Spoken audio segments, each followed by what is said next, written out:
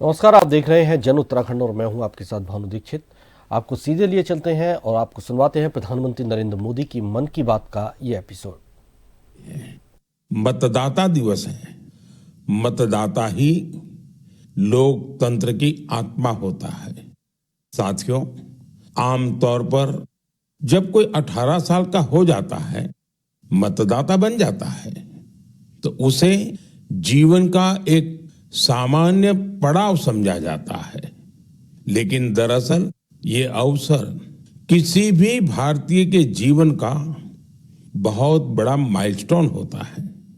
इसलिए बहुत जरूरी है कि हम देश में वोटर बनने का, मतदाता बनने का उत्सव मनाएं। जैसे हम जन्मदिन पर शुभकामनाएं देते हैं और उसे सेलिब्रेट करते हैं, ठीक वैसे ही जब भी कोई युवा पहली बार मतदाता बने तो पूरा मोहल्ला, गांव या फिर शहर एकजुट होकर उसका अभिनंदन करें और मिठाइयां बांटी जाए। इससे लोगों में वोटिंग के प्रति जागरूकता बढ़ेगी। इसके साथ ही यह भावना और सशक्त होगी कि एक वोटर होना कितना मायने रखता है। साथियों, देश में जो भी लोग चुनावी प्रक्रिया से जुड़े रहते हैं, जो हमारे लोकतंत्र को जीवंत बनाए रखने के लिए जमीनी स्तर पर काम करते हैं, मैं उन सभी की बहुत सराहना करना चाहूंगा। आज मतदाता दिवस पर मैं अपने युवा साथियों से फिर आग्रह करूंगा कि वे 18 साल का होने पर वोटर के रूप में खुद को जरूर रजिस्टर करें। संविधान ने हर नागरिक से जिस कर्तव्य भावना के पालन की अपेक्षा रखी है, इससे वो अपेक्षा भी पूरी होगी और भारत का लोकतंत्र भी मजबूत होगा। मेरे प्यारे देशवासियों, इन दिनों मैं सोशल मीडिया पर एक इंटरेस्टिंग ट्रेंड देख रहा हूं। लोग साल 2016 की अपनी यादों को फिर से ताजा कर रहे हैं। उसी भावना के साथ आज मैं भी आपके साथ अपनी एक मेमोरी को शेयर करना चाहता हूं। 10 साल पहले जनवरी 2016 में हमने एक एम्बिशियस जर्नी की शुरुआत की थी। तब हमें इस बात का एहसास था कि भले ही एक छोटा क्यों न हो, लेकिन ये युवा पीढ़ी के लिए, देश के फ्यूचर के लिए काफी अहम है। तब कुछ लोग ये समझ ही नहीं पाए थे कि आखिर है क्या। साथियों, मैं जिस जर्नी की बात कर रहा हूं वह है स्टार्टअप इंडिया की जर्नी। इस अद्भुत जर्नी के हीरो हमारे युवा साथी हैं। अपने कंफर्ट जोन से बाहर निकलकर उन्होंने जो इनोवेशन किए वो इतिहास में दर्ज हो रहे हैं। साथियों, भारत में आज दुनिया का तीसरा सबसे बड़ा स्टार्टअप इकोसिस्टम बन चुका है। ये स्टार्टअप्स लीग से हटके हैं। आज वे ऐसे सेक्टर्स में काम कर रहे हैं जिनके बारे में 10 साल पहले तक कल्पना भी नहीं की जा सकती थी।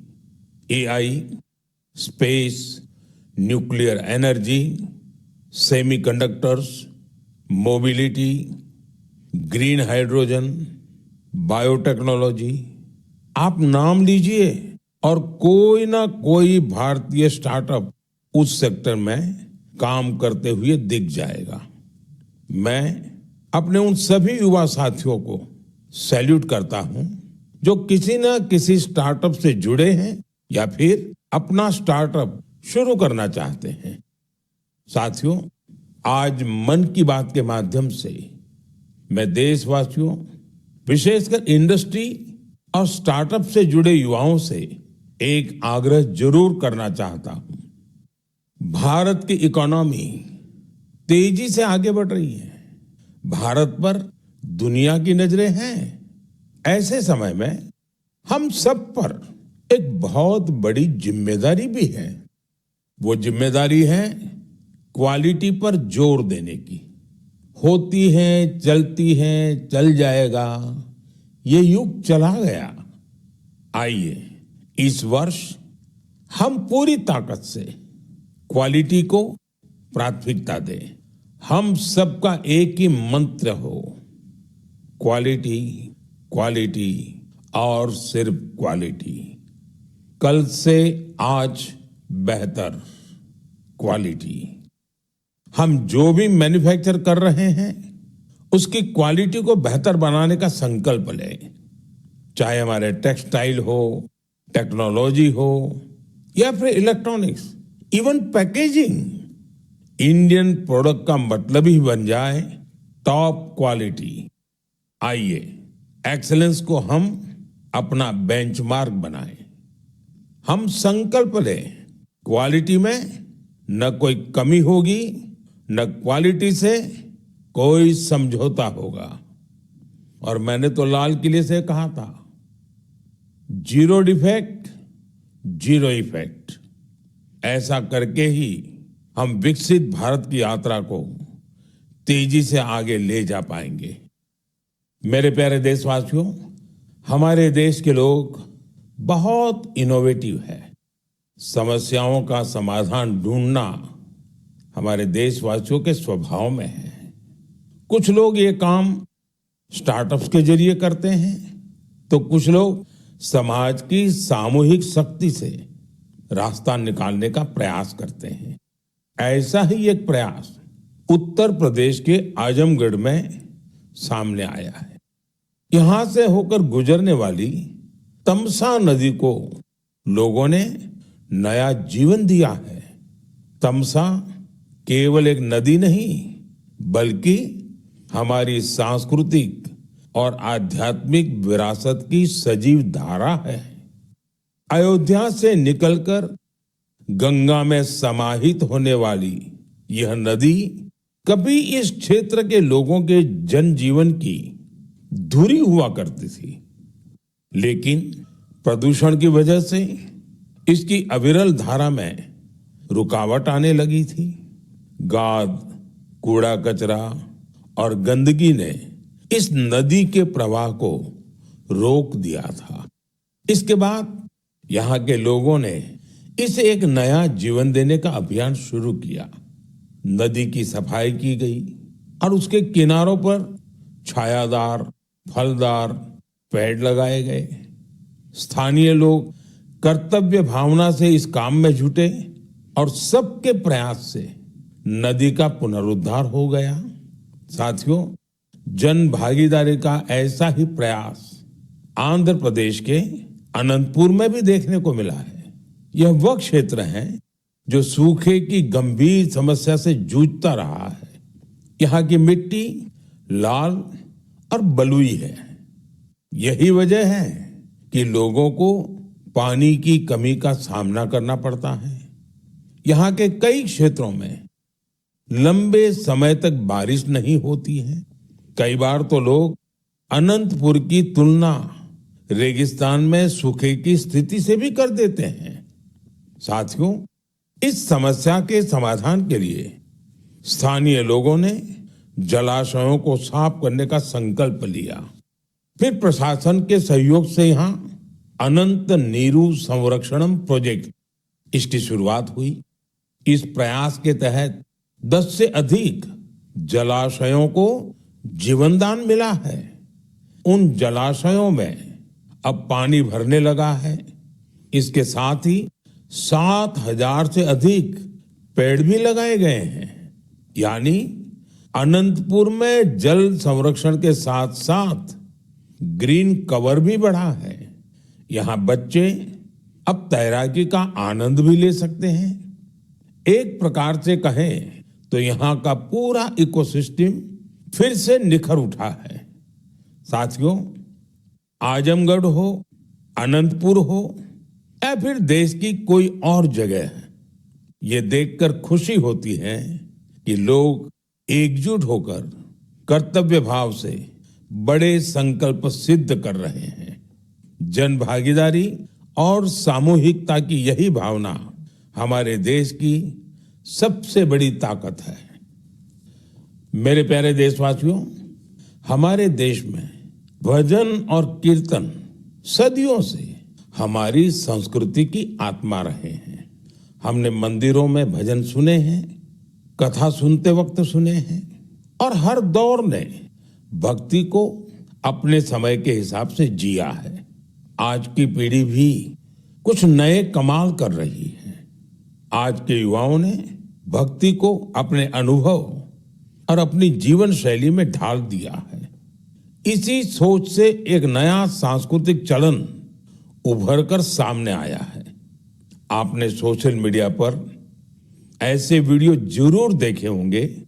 देश के अलग अलग शहरों में बड़ी संख्या में युवा इकट्ठा हो रहे हैं। मंच सजा होता है, रोशनी होती है, संगीत होता है, पूरा तामझाम होता है और माहौल किसी कॉन्सर्ट से जरा भी कम नहीं होता है। ऐसा ही लग रहा है कि जैसे कोई बहुत बड़ा कॉन्सर्ट हो रहा है। लेकिन वहां जो गाया जा रहा होता है वो पूरी तन्मयता के साथ, पूरी लगन के साथ, पूरे लय के साथ, भजन की गूंज। इस चलन को आज भजन क्लबिंग कहा जा रहा है और यह खास तौर पर जैन जी के बीच तेजी से लोकप्रिय हो रहा है। यह देखकर अच्छा लगता है कि इन आयोजनों में भजन की गरिमा और सुचिता का पूरा ध्यान रखा जाता है। भक्ति को हल्केपन में नहीं लिया जाता। न शब्दों की मर्यादा टूटती है और न ही भाव की। मंच आधुनिक हो सकता है, संगीत की प्रस्तुति अलग हो सकती है, लेकिन मूल भावना वही रहती है। आध्यात्म का एक निरंतर प्रवाह वहां अनुभव होता है। मेरे प्यारे देशवासियों, आज हमारी संस्कृति और त्योहार दुनिया भर में अपनी पहचान बना रहे हैं। दुनिया के हर कोने में भारत के त्योहार बड़े उत्साह और उल्लास के साथ मनाए जाते हैं। हर तरह की कल्चरल वाइब्रेंसी को बनाए रखने में हमारे भारतवंशी भाई बहनों का अहम योगदान है। वो जहां भी हैं वहां अपनी संस्कृति की मूल भावना को संरक्षित कर और उसे आगे बढ़ा रहे हैं। इसको लेकर मलेशिया में भी हमारा भारतीय समुदाय बहुत सराहनीय कार्य कर रहा है। आपको यह जानकर सुखद आश्चर्य होगा कि मलेशिया में 500 से ज्यादा तमिल स्कूल है। इनमें तमिल भाषा की पढ़ाई के साथ ही अन्य विषयों को भी तमिल में पढ़ाया जाता है। इसके अलावा यहाँ तेलुगु और पंजाबी सहित अन्य भारतीय भाषाओं पर भी बहुत फोकस रहता है। साथियों, भारत और मलेशिया के बीच ऐतिहासिक और सांस्कृतिक संबंधों को मजबूत करने में एक सोसाइटी की बड़ी भूमिका है। इसका नाम है मलेशिया इंडिया हेरिटेज सोसाइटी। अलग अलग कार्यक्रमों के साथ ही यह संस्था एक हेरिटेज वॉक का भी आयोजन करती है। इसमें दोनों देशों को आपस में जोड़ने वाले सांस्कृतिक स्थलों को कवर किया जाता है। पिछले महीने मलेशिया में लाल पाड़ साड़ी आइकॉनिक वॉक, इसका आयोजन किया गया। इस साड़ी का बंगाल की हमारी संस्कृति से विशेष नाता रहा है।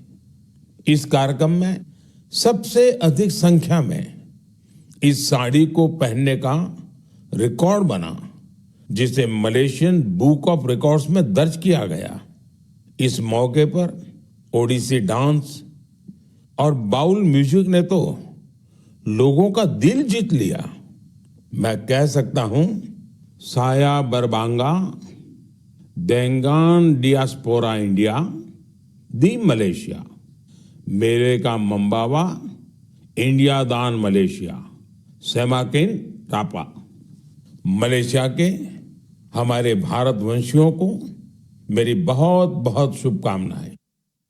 मेरे प्यारे देशवासियों, हम भारत के किसी भी हिस्से में चले जाएं, वहां हमें कुछ न कुछ असाधारण, अभूतपूर्व होते हुए जरूर दिख जाता है।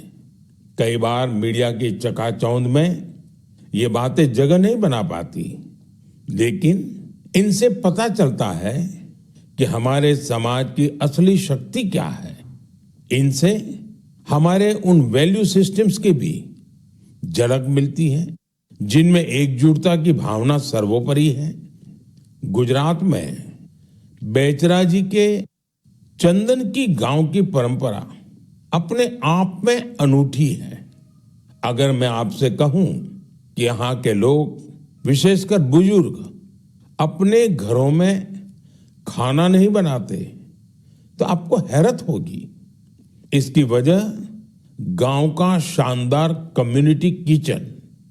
इस कम्युनिटी किचन में एक साथ पूरे गांव का सबका खाना बनता है और लोग एक साथ बैठकर भोजन करते हैं।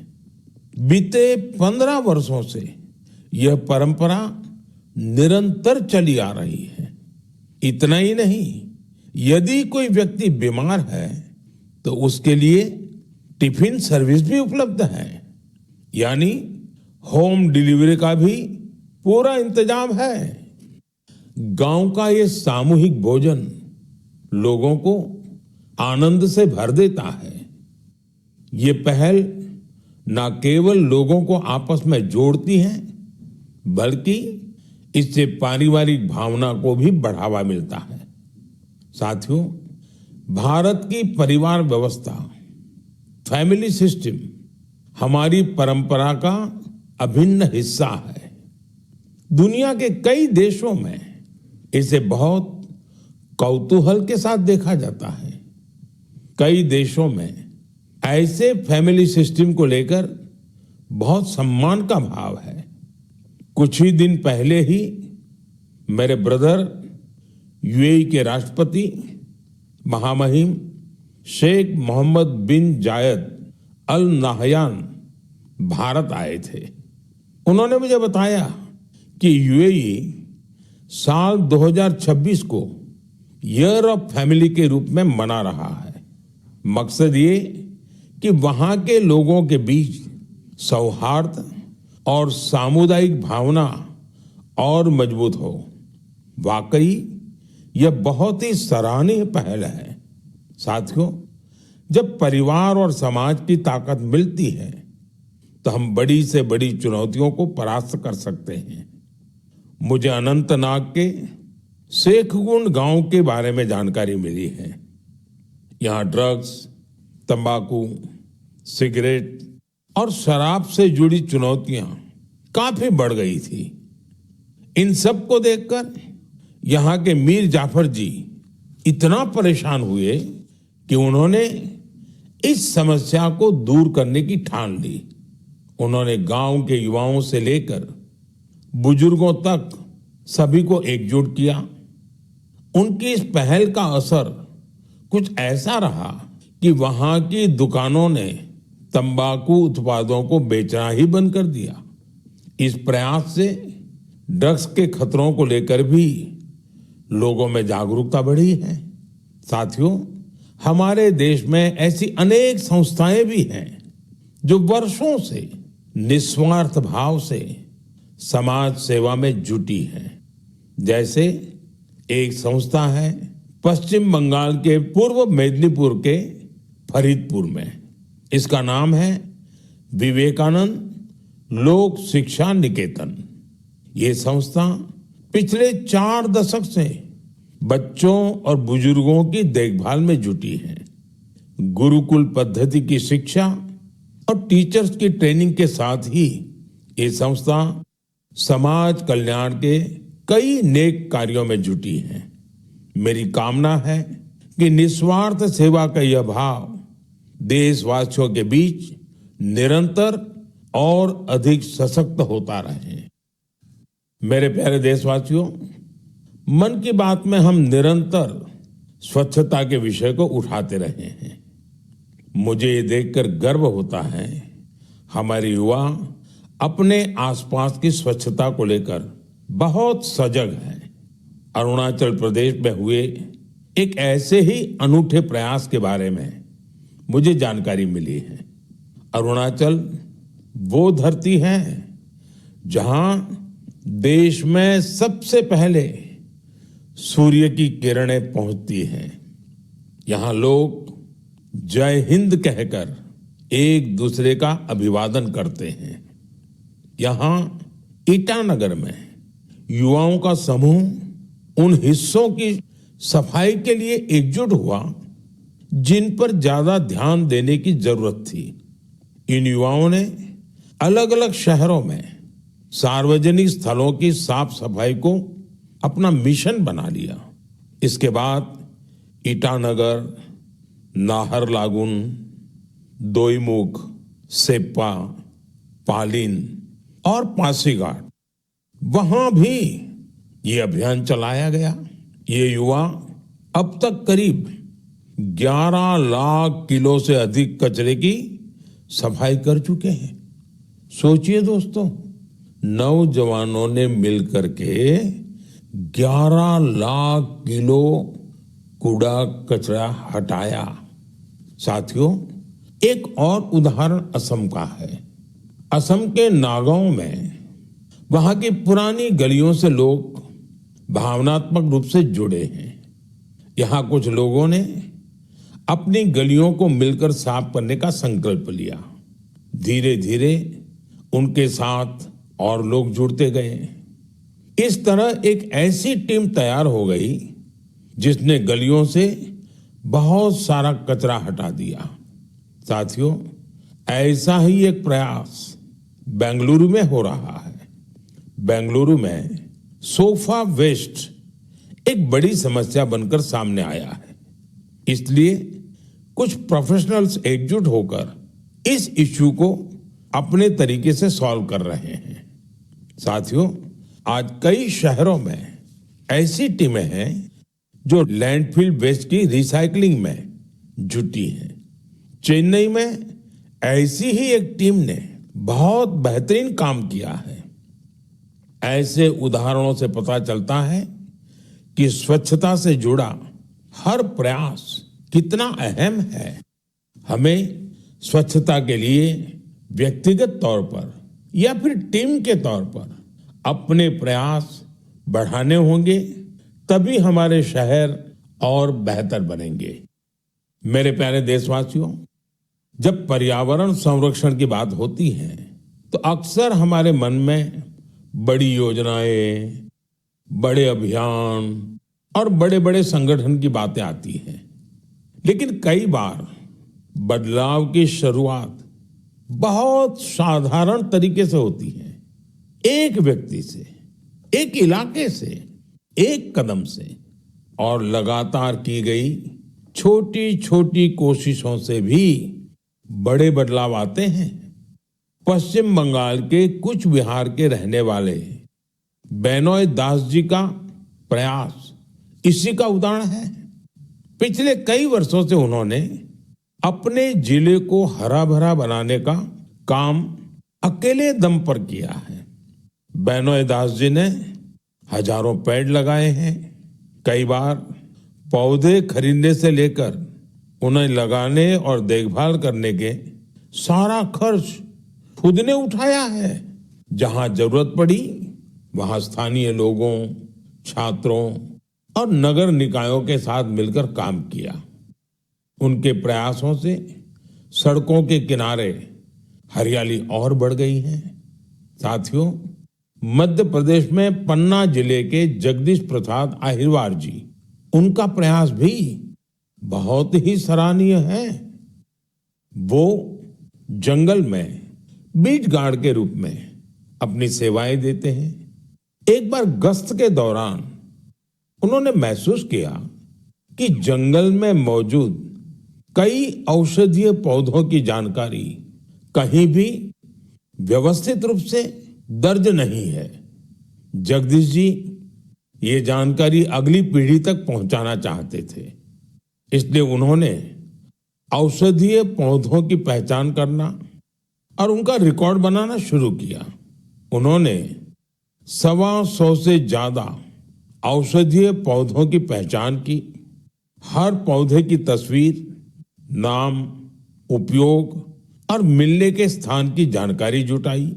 उनकी जुटाई गई जानकारी को वन विभाग ने संकलित किया और किताब के रूप में प्रकाशित भी किया। इस किताब में दी गई जानकारी अब रिसर्चर, छात्रों और वन अधिकारियों के बहुत काम आ रही है। साथियों, पर्यावरण संरक्षण की यही भावना आज बड़े स्तर पर भी दिखाई दे रही है। इसी सोच के साथ देश भर में एक पेड़ मां के नाम अभियान चलाया जा रहा है। इस अभियान से आज करोड़ों लोग जुड़ चुके हैं। अब तक देश में 200 करोड़ से ज्यादा पेड़ लगाए भी जा चुके हैं। ये बताता है कि पर्यावरण संरक्षण को लेकर अब लोग ज्यादा जागरूक हैं और किसी न किसी रूप में अपना योगदान देना चाहते हैं। मेरे प्यारे देशवासियों, मैं आप सभी की एक और बात के लिए बहुत सराहना करना चाहता हूं। वजह है मिलेट्स, यानी श्री अन्न। मुझे ये देखकर खुशी है कि श्री अन्न के प्रति देश के लोगों का लगाव निरंतर बढ़ रहा है। वैसे तो हमने 2023 को मिलेट ईयर घोषित किया था, लेकिन आज 3 साल बाद भी इसको लेकर देश और दुनिया में जो पैशन और कमिटमेंट है वो बहुत उत्साहित करने वाला है। साथियों, तमिलनाडु के कल्लकुरिची जिले में महिला किसानों का एक समूह प्रेरणा स्रोत बन गया है। यहाँ के पेरिया पालयम मिलेट FPC से लगभग 800 महिला किसान जुड़ी हैं। मिलेट्स की बढ़ती लोकप्रियता को देखते हुए इन महिलाओं ने मिलेट प्रोसेसिंग यूनिट की स्थापना की। अब वो मिलेट से बने उत्पादों को सीधे बाजार तक पहुंचा रही हैं। साथियों, राजस्थान के रामसर में भी किसान श्री अन्न को लेकर इनोवेशन कर रहे हैं। यहाँ के Ramsar organic farmer producer company से 900 से अधिक किसान जुड़े हैं। ये किसान मुख्य रूप से बाजरे की खेती करते हैं। यहाँ बाजरे को प्रोसेस करके रेडी टू ईट लड्डू तैयार किया जाता है। इसकी बाजार में बड़ी मांग है। इतना ही नहीं साथियों, मुझे तो ये जानकर खुशी होती है आजकल कई मंदिर ऐसे हैं जो अपने प्रसाद में सिर्फ मिलेट्स का उपयोग करते हैं। मैं उन मंदिर के सभी व्यवस्थापकों का हृदय से अभिनंदन करता हूं उनकी इस पहल के लिए। साथियों, मिलेट्स श्री अन्न से अन्नदाताओं की कमाई बढ़ने के साथ ही लोगों की हेल्थ में भी सुधार की गारंटी बनता जा रहा है। मिलेट्स पोषण से भरपूर होते हैं, सुपर फूड होते हैं। हमारे देश में सर्दियों का मौसम तो खान पान के लिए बहुत ही अच्छा माना जाता है। ऐसे में इन दिनों हमें श्री अन्न का सेवन जरूर करना चाहिए। मेरे प्यारे देशवासियों, मन की बात में हमें एक बार फिर कई अलग अलग विषयों पर चर्चा करने का अवसर मिला। यह कार्यक्रम हम सभी को अपने